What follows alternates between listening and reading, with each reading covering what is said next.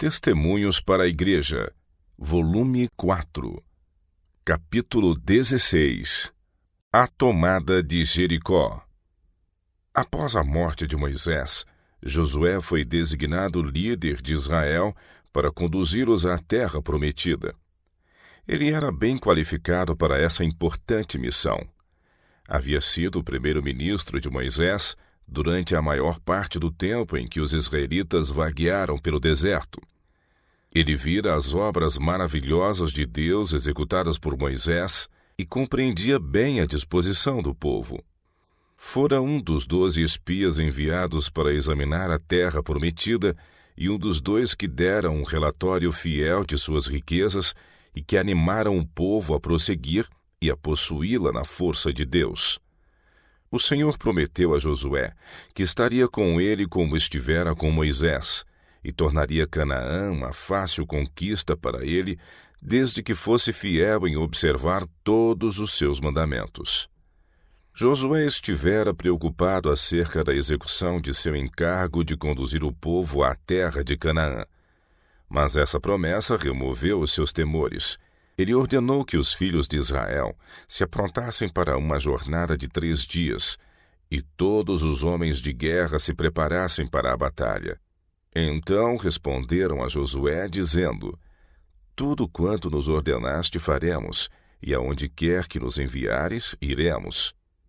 Como em tudo ouvimos a Moisés, assim te ouviremos a ti. Tão somente que o Senhor teu Deus seja contigo, como foi com Moisés. Todo homem que for rebelde à tua boca e não ouvir as tuas palavras, em tudo quanto lhe mandares, morrerá. Tão somente esforça-te e tem bom ânimo. Deus desejava que a passagem dos israelitas pelo Jordão fosse miraculosa. Josué ordenou que o povo se santificasse, pois, pela manhã, o Senhor iria efetuar maravilhas entre eles. No tempo designado, ordenou que os sacerdotes tomassem a arca, contendo a lei de Deus, e a segurassem diante do povo. E o Senhor disse a Josué: Este dia começarei a engrandecer-te perante os olhos de todo Israel, para que saibam que assim como fui com Moisés, assim serei contigo. Os sacerdotes obedeceram às ordens de seu líder e foram perante o povo transportando a arca do concerto. O exército dos hebreus assumiu o comando de marcha e seguiu este símbolo da presença divina. A ampla coluna alinhou-se ao longo da margem do Jordão, e à medida que os pés dos sacerdotes mergulharam na beira do rio, a água foi interrompida a partir de cima, e o volume abaixo continuou a correr, deixando seco o leito do rio. Os sacerdotes atravessaram, transportando a arca de Deus, e Israel seguia após eles. Na metade do caminho sobre o Jordão, os sacerdotes receberam ordem de permanecer parados no leito do rio até que toda a multidão hebraica houvesse atravessado. Isso devia imprimir-lhes com maior eficácia na mente o fato de que o poder que detinha as águas do Jordão era o mesmo que capacitou seus pais a cruzarem o Mar Vermelho 40 anos antes. Muitos que passaram através do Mar Vermelho como crianças, agora por um milagre semelhante, cruzavam o Jordão, homens de guerra, equipados para a batalha. Após todo o exército de Israel ter atravessado, Josué ordenou que os sacerdotes saíssem do rio. Quando eles, transportando a arca da aliança, puseram-se a salvo na margem do outro lado, Deus removeu a sua poderosa mão, e as águas acumuladas desabaram numa tremenda torrente no leito natural do curso da água. O Jordão correu, um dilúvio irresistível alagando todas as suas margens. Mas antes que os sacerdotes saíssem do leito do rio, a fim de que esse maravilhoso milagre jamais fosse esquecido, o Senhor ordenou que Josué selecionasse homens de destaque de cada tribo para tomar pedras do leito do rio, onde os sacerdotes haviam permanecido em pé, e as transportassem sobre os ombros até Gilgal, e lá erigissem um monumento em lembrança do fato de que Deus havia feito Israel atravessar o Jordão sobre a terra seca. Esse seria um contínuo memorial do milagre que o Senhor havia realizado por eles. Ao se passarem os anos, seus filhos indagariam a respeito do monumento, e vez após vez, eles lhes relatariam essa maravilhosa história, até que ficasse indelevelmente gravada na mente deles para a posteridade. Quando todos os reis dos amorreus e os reis dos cananeus ouviram que o Senhor havia detido as águas do Jordão diante dos filhos de Israel, o coração deles derreteu de temor. Os israelitas haviam matado 2 dos reis de Moabe, e sua miraculosa travessia sobre as águas impetuosas do Jordão encheu as pessoas de grande terror. Josué então circuncidou todo o povo que havia nascido no deserto. Após essa cerimônia, observaram a Páscoa na planície de Jericó. Disse mais o Senhor a Josué: Hoje removi de sobre vós o opróbrio do Egito. Nações pagãs haviam insultado ao seu Senhor e seu povo, porque os hebreus fracassaram em possuir a terra de Canaã, que esperavam herdar logo após deixar o Egito. Seus inimigos tinham triunfado porque Israel vagueara por tanto tempo no deserto e orgulhosamente se erguiam contra Deus, declarando que ele não era capaz de conduzi-los para a terra de Canaã. O Senhor agora havia significativamente manifestado seu poder e favor ao conduzir o seu povo pelo Jordão em terra seca, e seus inimigos não mais podiam dele zombar. O maná que continuara até esse tempo agora cessou, pois ao estarem os israelitas a ponto de possuir Canaã e comer dos frutos daquela boa terra, não havia mais necessidade dele. Ao Josué retirar-se dos exércitos de Israel para meditar e orar, para que a presença especial de Deus o acompanhasse, viu um homem de elevada estatura, trajado com roupas de combate, com uma espada erguida na mão. Josué não reconheceu nele um dos guerreiros de Israel, contudo, ele não tinha a aparência de um inimigo. Em seu zelo, aproximou-se dele, dizendo-lhe: És tu dos nossos ou dos nossos inimigos? E disse ele: Não, mas venho agora como príncipe do exército do Senhor. Então Josué se prostrou sobre o seu rosto na terra, e o adorou e disse-lhe: Que diz meu senhor ao seu servo? Então disse o príncipe do exército do Senhor a Josué: Descalça os sapatos de teus pés, porque o lugar em que estás é santo. E fez Josué assim. A glória de Deus santificava o santuário, e por essa razão os sacerdotes nunca entravam no lugar santificado pela presença de Deus com os sapatos nos pés. Partículas de poeira podiam apegar-se-lhes, o que profanaria o lugar santo. Portanto, era requerido que os sacerdotes deixassem os sapatos no pátio antes de entrarem no santuário. No pátio, ao lado da porta do tabernáculo, havia uma bacia de bronze onde os sacerdotes lavavam as mãos e os pés antes de entrar no tabernáculo, para que toda impureza pudesse ser removida. De todos os que oficiavam no santuário, Deus requeria que fizessem preparativos especiais antes de entrar no lugar onde a sua glória era revelada. Foi o Filho de Deus que se apresentou como um guerreiro armado perante o líder de Israel. Era aquele que havia conduzido os hebreus através do deserto, envolvido em uma coluna de nuvem durante o dia e em uma coluna de fogo durante a noite.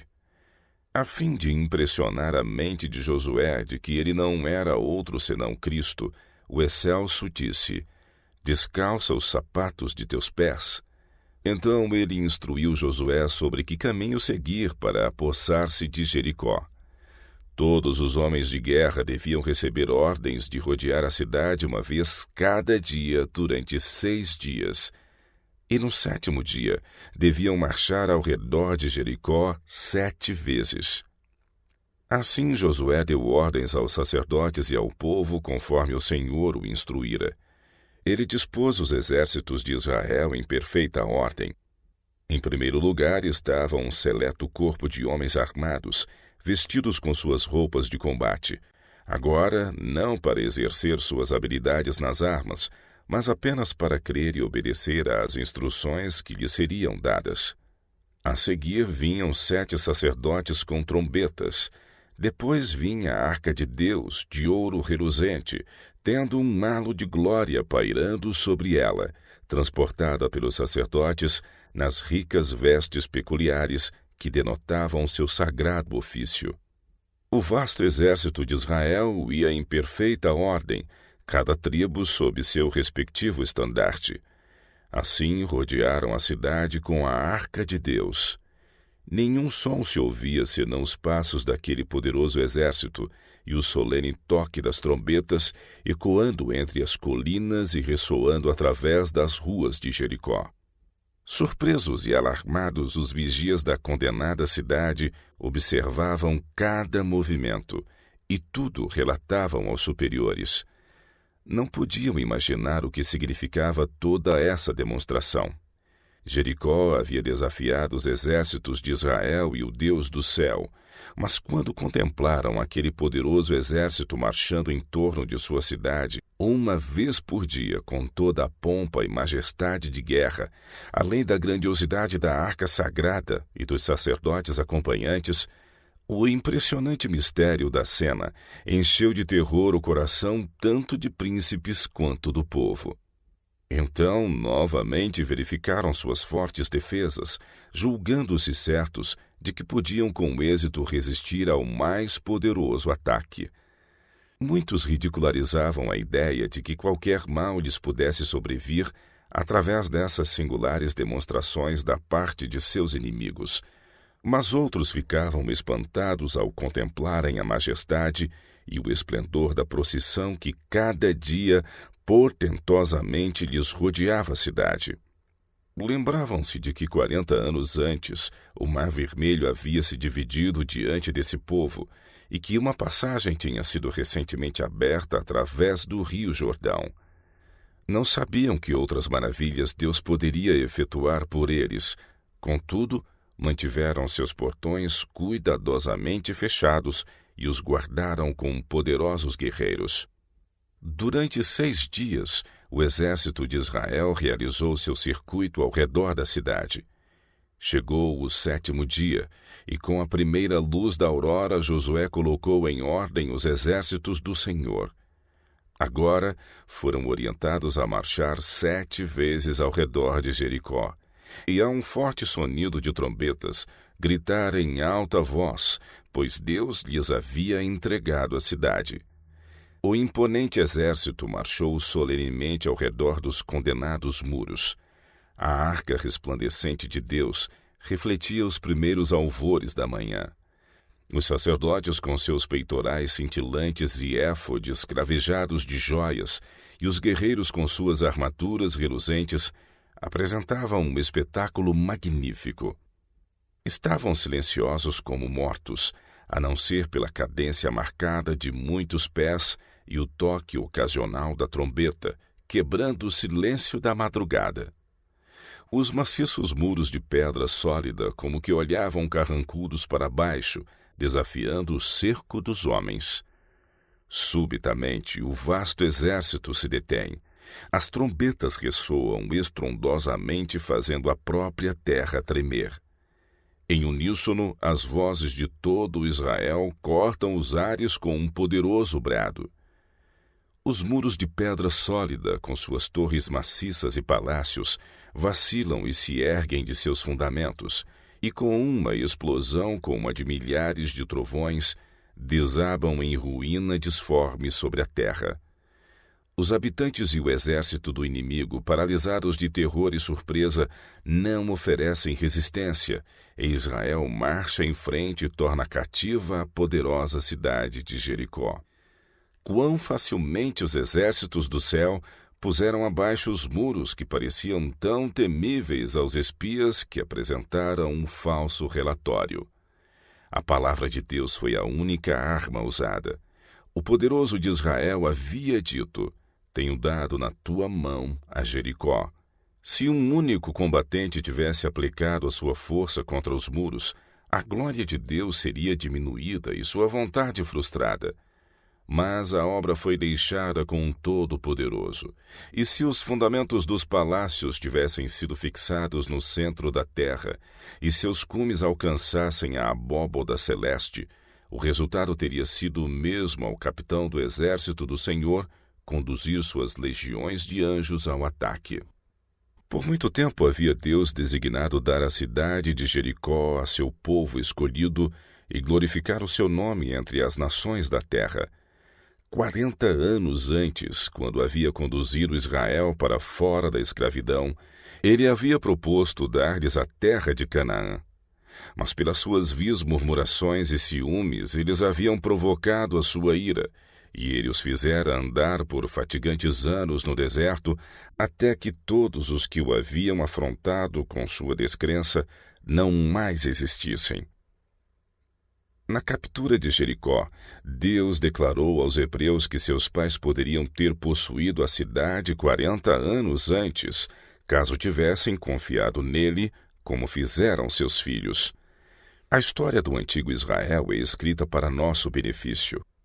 Paulo declara: mas Deus não se agradou da maior parte deles, pelo que foram prostrados no deserto. E essas coisas foram-nos feitas em figura, para que não cobicemos as coisas más como eles cobiçaram.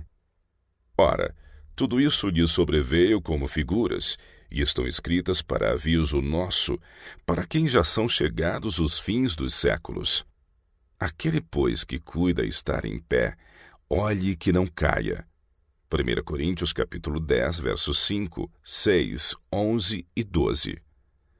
Muitos que, a exemplo do antigo Israel, professam observar os mandamentos de Deus, têm coração incrédulo enquanto exteriormente observam os estatutos divinos.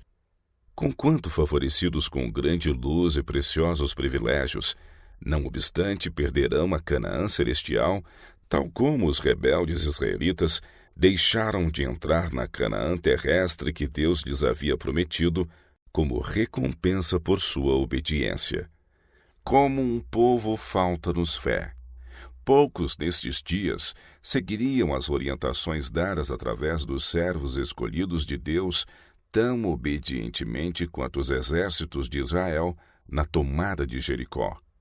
O capitão do exército do Senhor não se revelou a toda a congregação. Comunicou-se somente com Josué, o qual relatou esta entrevista aos hebreus. Restava-lhes crer ou duvidar das palavras de Josué, seguir as ordens dadas por ele em nome do capitão do exército do Senhor, ou rebelar-se contra suas ordens e negar a sua autoridade. Eles não podiam ver o exército de anjos reunido pelo Filho de Deus, que conduzia a sua caravana, e poderiam ter raciocinado: que movimentos mais sem sentido são estes, e que ridícula atividade de marchar diariamente ao redor dos muros da cidade, tocando trombetas de chifres de carneiro. Isso não pode ter qualquer efeito sobre essas sólidas fortificações. Mas o próprio plano de continuar essa cerimônia durante tanto tempo antes da derrocada final dos muros concedeu oportunidade para aumentar a fé entre os israelitas. Eles deviam ficar inteiramente impressionados com a ideia de que sua força não estava na sabedoria do homem nem em seu poderio, mas somente no Deus de sua salvação. Assim se acostumariam a colocar-se fora de questão e descansar plenamente em seu divino líder. Aqueles que hoje professam ser do povo de Deus se conduziriam dessa maneira sobre circunstâncias semelhantes? Sem dúvida, muitos prefeririam seguir os próprios planos e sugeririam outros caminhos e meios de realizar o desejado fim. Seriam vagarosos em submeter-se a um arranjo tão simples, um plano que não refletia sobre eles nenhuma glória a não ser o mérito da obediência. Questionariam a possibilidade de uma poderosa cidade ser conquistada dessa maneira. Mas a lei do dever é suprema. Deve dominar a razão humana. A fé, o poder vivo que avança sobre toda barreira, supera todos os obstáculos e planta a sua bandeira no coração do acampamento inimigo. Deus fará coisas maravilhosas por aqueles que confiam nele. É porque seu professo povo confia tanto na própria sabedoria e não dá ao Senhor oportunidade de revelar seu poder em benefício dele, que não tem mais força. Em toda emergência, ele ajudará os seus filhos crentes se eles depositarem sua inteira confiança nele e lhe obedecerem implicitamente. Há profundos mistérios na palavra de Deus. Há mistérios inexplicáveis em suas providências. Há mistérios no plano da salvação que o homem não pode compreender. Mas a mente finita, forte em seu desejo de satisfazer sua curiosidade e resolver os problemas do infinito, negligencia seguir o claro roteiro indicado pela vontade revelada de Deus e espreita os segredos ocultos desde a fundação do mundo. O homem formula as suas teorias, perde a simplicidade da verdadeira fé, torna-se demasiado importante em seu próprio conceito para crer nas declarações do Senhor e se envolve nas próprias pretensões. Muitos que professam nossa fé estão nessa posição. São fracos e impotentes porque confiam na própria força. Deus atua poderosamente por um povo fiel, que obedece a sua palavra sem questionar ou duvidar. A majestade do céu, com seu exército de anjos, arrasou os muros de Jericó sem ajuda humana. Os guerreiros armados de Israel não tiveram motivo de gloriar-se em suas realizações. Tudo foi feito mediante o poder de Deus. Que o povo renuncie ao eu e ao desejo de agir segundo os próprios planos, que se submeta humildemente à vontade divina, e Deus renovará sua força e dará liberdade e vitória a seus filhos.